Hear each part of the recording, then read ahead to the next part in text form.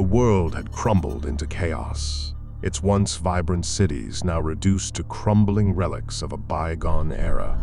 Nature had claimed dominion over the urban sprawl, vines entwining themselves around steel and concrete as if trying to erase the memory of humanity.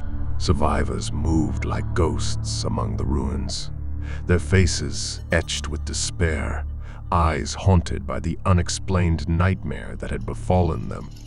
Dr. Alice Evans was among them, a lone figure navigating the desolation. Once a psychologist with a promising career, her life had unraveled in the wake of the epidemic that had cast the world into darkness. Her past was a murky abyss she dared not delve into, for there was no time for such indulgence. The sun hung low on the horizon, casting long shadows through the skeletal remains of skyscrapers.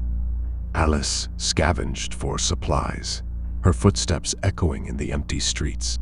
Her focus was singular, understanding the epidemic that had brought humanity to its knees. She paused to examine a faded poster clinging to a decrepit lamppost, an eerie remnant of the past world. It depicted a serene family picnic, a stark contrast to the current reality. The poster's sunlit hues mocked the grim, overcast sky above. The nightmares, the inexplicable torment, had descended like a plague. At first, the afflicted had dismissed them as mere dreams. But these dreams were no ordinary slumber's phantoms. They were macabre phantasms, summoning the deepest fears lurking in the minds of those unfortunate enough to be infected.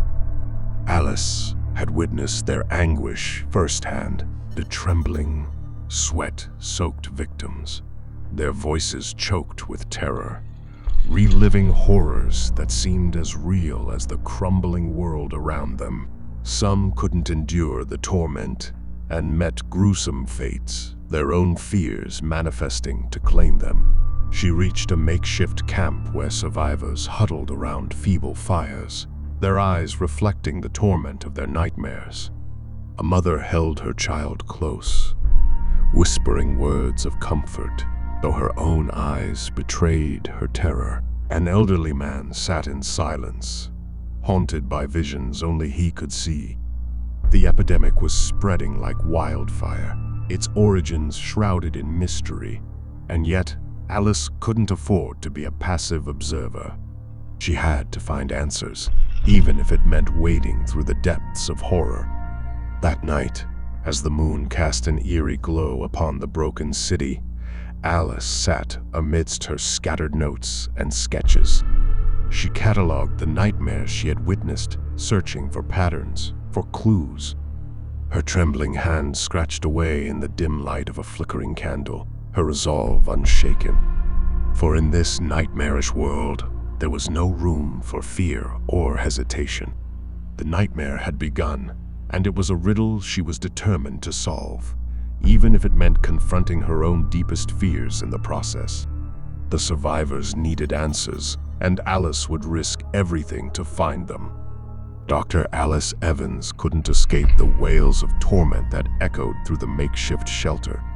As a former psychologist, she had witnessed the unraveling of countless minds, but nothing had prepared her for the horrors unleashed by the epidemic. The survivors' nightmares had grown progressively more disturbing, a reflection of their innermost fears. Alice watched in helpless horror as they writhed in their makeshift beds, trapped in their subconscious terrors. A mother screamed in her sleep, reliving the accident that had claimed her child. A soldier babbled incoherently, haunted by the faces of those he had killed in battle. Alice had become their unwilling witness. She couldn't afford to delve into their psyches, to probe their histories and traumas. Time was a precious commodity in this post-apocalyptic nightmare. Instead, she focused on documenting the patterns, the common threads that tied these night terrors together. One night, as the moon cast eerie shadows through the shattered windows of the shelter, Alice found herself at the bedside of Mark, a man in his 40s. His nightmares had escalated rapidly, and he had become a volatile presence among the survivors. As Mark thrashed and screamed, Alice saw flashes of his nightmare, a never-ending abyss filled with grotesque, shape-shifting monsters. Each transformation was more hideous than the last, a reflection of Mark's crippling fear of the unknown. Alice's heart raced as she watched Mark's torment unfold. She knew that his condition was deteriorating, and if she couldn't find a solution soon, he would join the growing list of casualties. In the dim light of her makeshift office, Alice pored over her notes. She couldn't shake the feeling that there was a pattern, a connection between the nightmares and the origin of the epidemic. The survivors' subconscious fears held the key to their salvation, but time was running out. Desperation gripped her as she recalled the rumors of a long-abandoned research facility on the outskirts of the city. It was said to hold answers, but those who ventured there had never returned. Alice knew she had no choice but to investigate. She had to find a way to break the grip of the nightmares and save the survivors. With a heavy heart, she left the shelter behind, knowing that she was stepping into the unknown. The city had become a nightmarish labyrinth, and every shadow seemed to conceal a new terror. As she ventured further into the crumbling urban landscape, she couldn't help but wonder if she was walking into her own worst nightmare. The truth, she realized, was that the nightmares were not just confined to the minds of the survivors. They had infected the very soul of the city itself, and Alice was determined to unearth the source of their torment, no matter the cost. The answers she sought might lie in the heart of darkness, and she was willing to risk everything to find them. The once familiar city had descended into chaos. Buildings stood as hollowed relics of a bygone era, their windows shattered and their walls marred with graffiti. Nature had begun its relentless reclamation, with vines creeping up walls and trees bursting through cracked pavement. In this world, there was no solace, no escape from the epidemic that had torn civilization apart. Dr. Alice Evans had become a shadow of her former self. Her days were consumed by relentless pursuit, her nights haunted by the echoes of the nightmares she had witnessed. The survivors she had once tried to help were now distant memories, lost to their own terrors.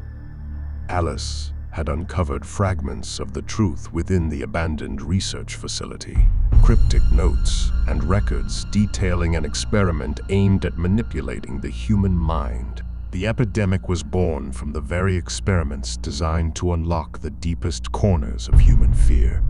It was a cruel irony that now those very fears ran rampant, unchecked, and uncontrollable. As she moved deeper into the facility, the air grew heavy with the stench of decay and the unsettling hum of machinery that should have never been. It was a place where darkness clung to every corner and the walls whispered of unspeakable horrors. Alice's footsteps echoed through the cold, dimly lit corridors.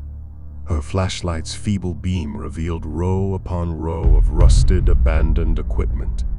She knew she was close to something significant, something that could change the course of this nightmare. Then, as if guided by a sinister force, she stumbled upon an ancient computer terminal. Its screen flickered to life, revealing a list of subjects, their names obscured by numbers and codes. Alice's heart raced as she scrolled through the data, each entry a testament to human suffering. Her trembling fingers eventually found the entry labeled Subject 17, Dr. Alice Evans. It detailed the experiment's intentions to extract and amplify the subject's deepest fears. It was a chilling realization that she had been a part of this twisted endeavor, unwittingly. Her past traumas, her guilt, her regrets, all had been weaponized against her.